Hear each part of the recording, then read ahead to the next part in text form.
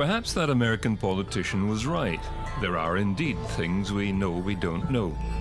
For instance, cosmologically speaking, we know we don't know much, and certainly not nearly enough, about two of the enduring mysteries of the universe, dark matter and dark energy. It's little wonder that scientists are devoting so much grey matter and energy of their own to finding out as much as they can.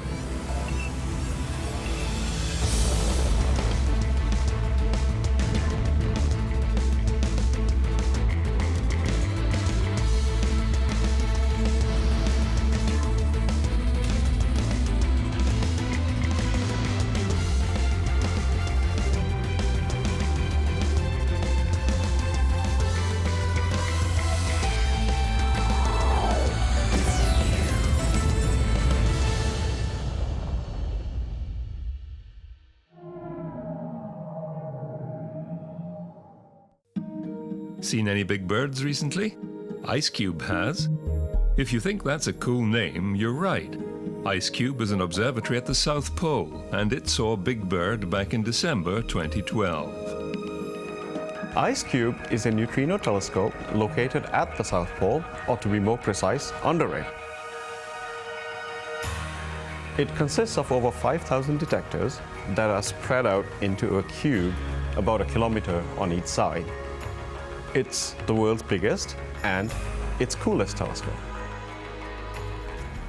IceCube has detected a handful of extremely energetic neutrinos. One of them, which is called Big Bird, has an energy of about 2 peta-electron volts. To give you an idea of how much energy that is, it is about 1 million times the energy of a dental X-ray. Scientists have been using the names of critters from the popular TV series Sesame Street to designate major events that may help us better understand the particles that emanate from space. Particles like neutrinos. So a neutrino is an incredibly small particle. It moves almost at the speed of light. It is nearly massless. It's incredibly plentiful, but it's very, very hard to detect because it will not interact with just about anything.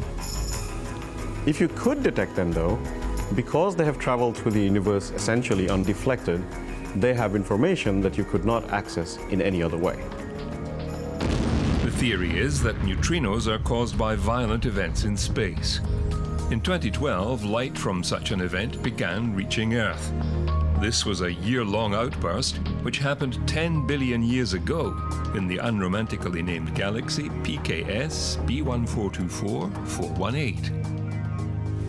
What we have been able to establish for the first time is an individual blazar as a potential birthplace of an individual neutrino.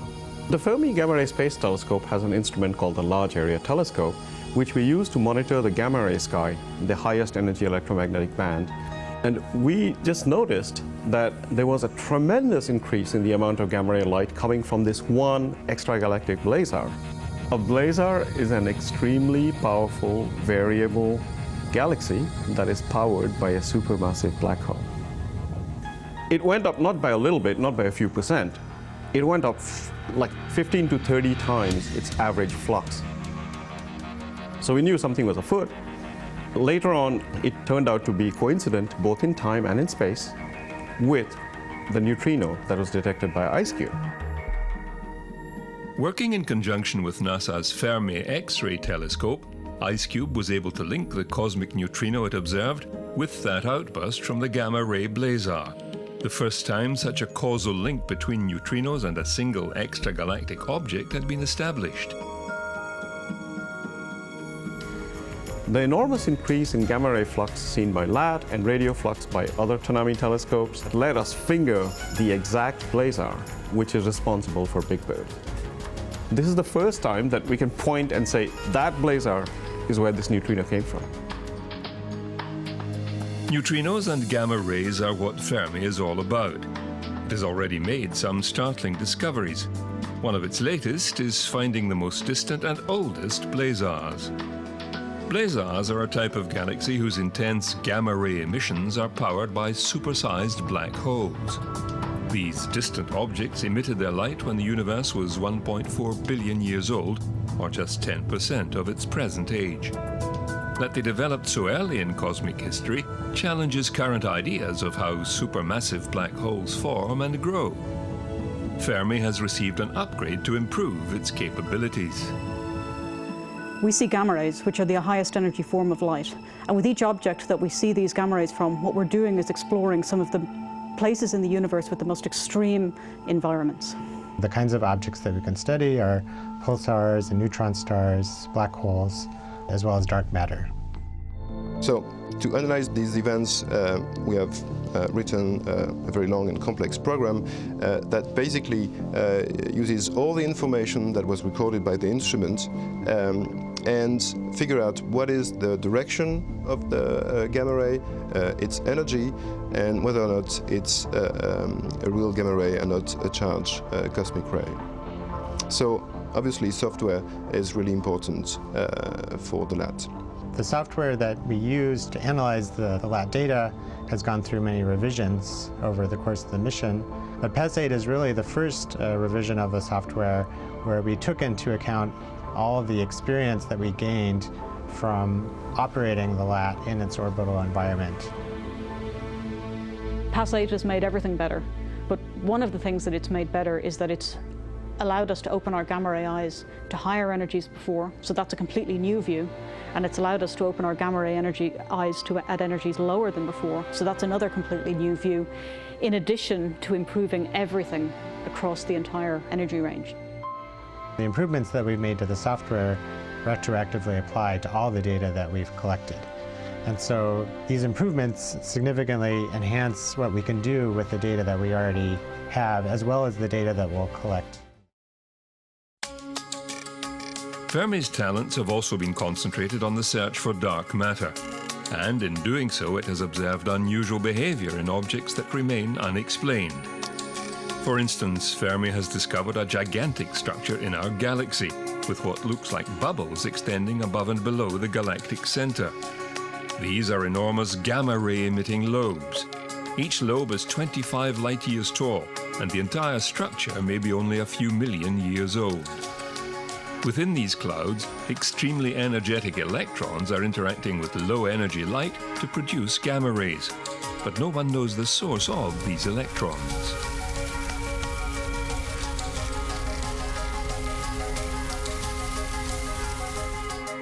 When studying these massive objects, scientists must look at the other end of the size spectrum for answers. Those at CERN in Switzerland are expecting great things from the Large Hadron Collider, after it too received an upgrade, an increase of power by 40%. In its new improved form, it is due to produce far more data than it previously did. The LHC has already revealed the Higgs boson particle. One of two types of fundamental particle, fermions or the other, in our standard model of the universe. What other secrets might it be about to unearth, as it were? With an increased luminosity, we gain sensitivity at the highest energy. So suddenly, we will explore energies that hitherto were not really reachable. So if new physics is hidden there, this is the chance to see it. Some indications that created a lot of excitement with the theorists were seen with the experiment as there may be fluctuations, there may be real particles. As a physicist, of course, I hope that this is new physics already. But maybe that would be too simple. The Higgs boson was the last puzzle piece in the standard model of fundamental particles and the forces which govern them throughout the universe.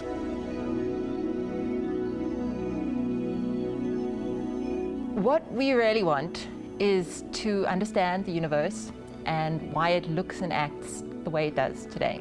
Our role as particle physicists are to figure out what the elementary particles are and how they fit together and interact, kind of like puzzle pieces, and the way the puzzle pieces fit together to give us a picture of the universe. Over the last 120 years or so, we've discovered all the individual puzzle pieces that build up to give us a theory called the standard model, which is kind of like the picture on the box. But we know that it's an incomplete theory. What we've essentially got is a small section of a puzzle picture that fits together very nicely and gives us all the particles that we see today, but we have no idea what the bigger picture is. The Higgs boson that we discovered in 2012 was the final piece in our standard model puzzle, and it was a fantastic discovery because it completed that small picture. And now what we can do is possibly use this Higgs boson to access the other parts of the puzzle. So our Higgs boson becomes like a Rosetta Stone to talk between the standard model particles and these new, what we call dark sector or hidden sector particles. So we're going to need to create many, many more Higgs bosons to be able to start seeing hints of this. And that's where the higher energy is useful. When we go to higher energy, it's almost as if we're getting a microscope to look on what we've discovered so far. It's possible that there are some very small differences in that Higgs boson, like the way that it decays, that we haven't noticed yet because we haven't had a strong enough microscope. But with a higher energy collider, with the LHC running at 13 TeV, maybe that is going to give us a strong enough microscope so we can see some small differences between our standard model theory and the Higgs boson that we have today. And maybe that'll give us some hint of some new physics that we can expect to come. But it doesn't explain why nature prefers matter to antimatter, or what dark matter is. One theory that has been developed to answer these questions is what is called supersymmetry. So one of the problems that supersymmetry could resolve is the mystery of dark matter. So this is something that astronomers and cosmologists tell us that there's an additional source of gravity in the universe which cannot be attributed to things we can see, stars, the nebulae and other things like that. And so at the moment this has the mysterious name dark matter. I think that's at least partly because we don't really know what it is. It's quite reasonable to think that it's a particle of a kind that we could potentially produce at the LHC, and supersymmetry, or at least some forms of supersymmetry, could explain that matter and predict its properties. So the main problem, if you ask most physicists, I think, that supersymmetry would explain is the mass of the Higgs boson. With the standard model as it stands, we cannot explain why the Higgs boson has the mass it has. It should be many times heavier than it actually is. So heavy that we would have no chance at all of seeing it in any foreseeable experiment. And this currently has no explanation. Supersymmetry would provide a very neat solution to that problem.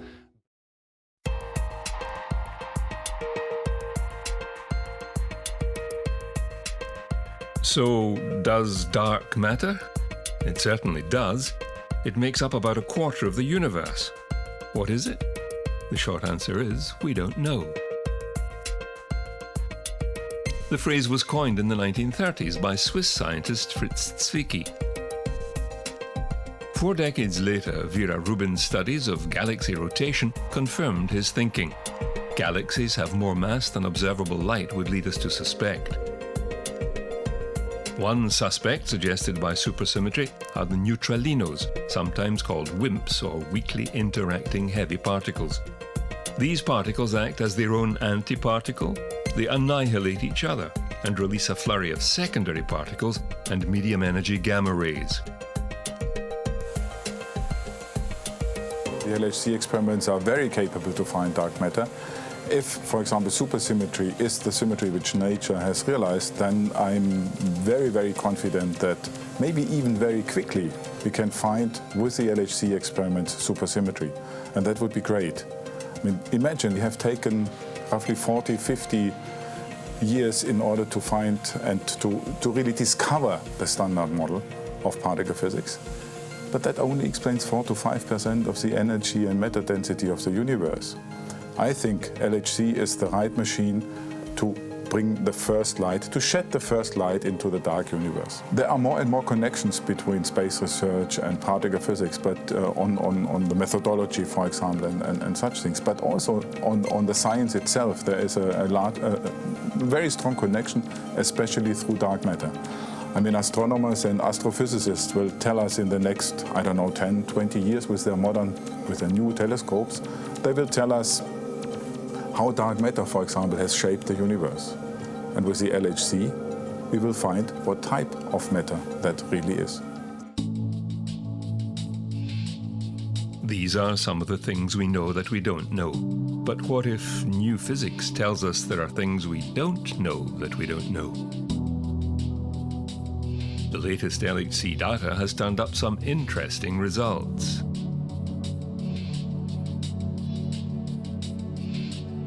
In the data we took last year, we started to see a clustering of events, of diphoton events with 2 photons at a particular region of mass. The significance of that is not at this point very high. With more data, we don't know what's going to happen. There's a chance it could stay, but there's also a bigger chance that it will go away again. But which is going to happen, we don't know.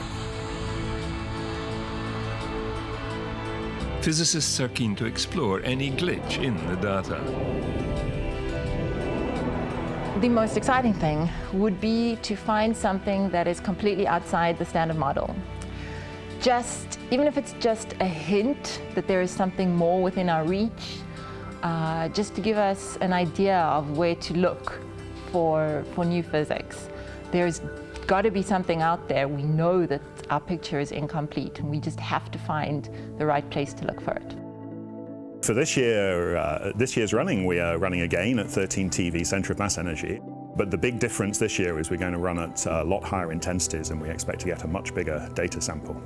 So the experiment itself is ready and starting to take the data that's coming, and it really is shipshape waiting for the new data.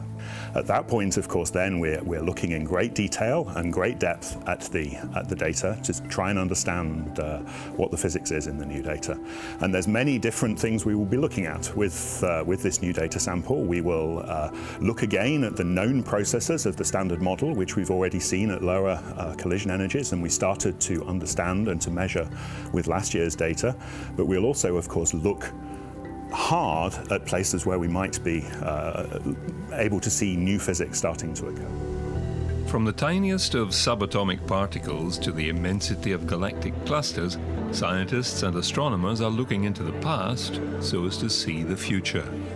But when you think again about what we're exploring, when you think about the images that we're going to take, when you think about how far away and how far back in time we're going to look, you can't help but feel like you're a part of something that's really important, that's helping us see not just about the past of the universe, but the past of us, where we've been and really where we're going to go. If discovering the true nature of dark matter is successful, then we will have put together a picture of about 30% of the universe. There's still a lot more stuff missing, and it's called dark energy.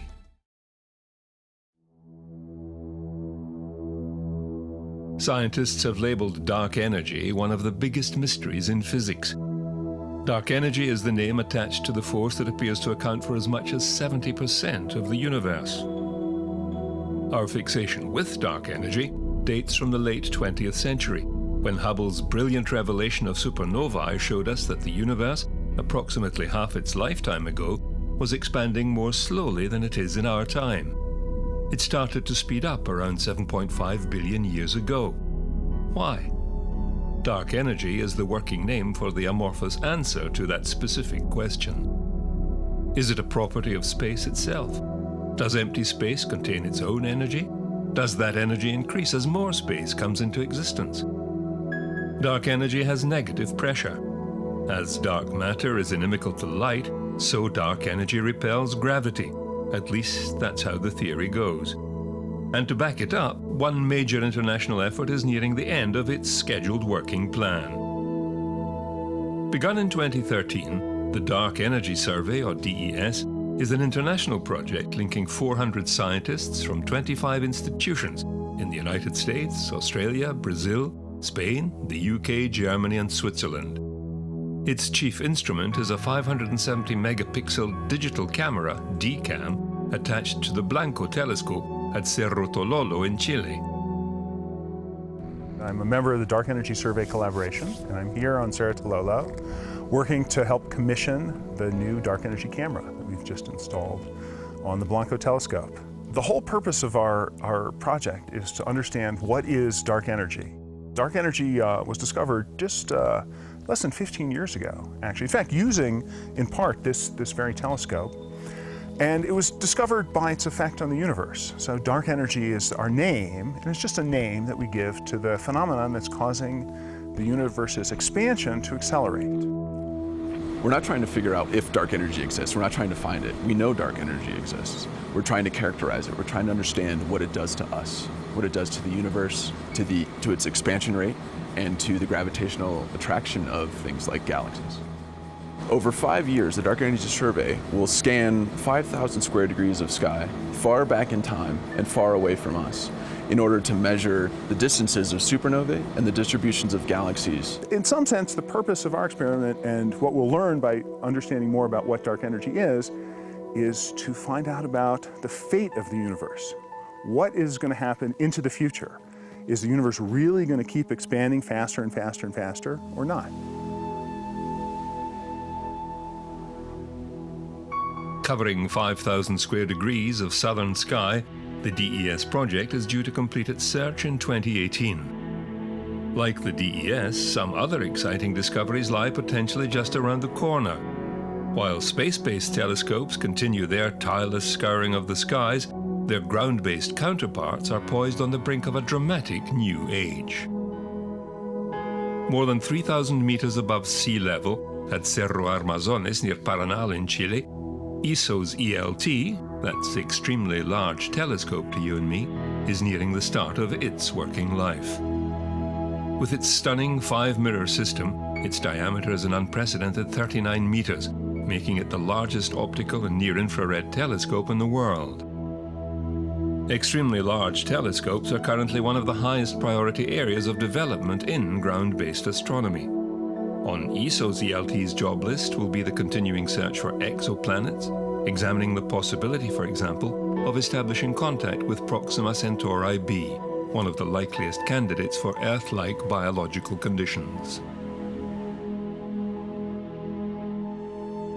The ELT, attracting 15 times more light than the largest telescopes in operation today, will help detect water and organic molecules, a major step forward in our quest for extraterrestrial life, and make possible direct measurement of the speed of acceleration of our universe's expansion.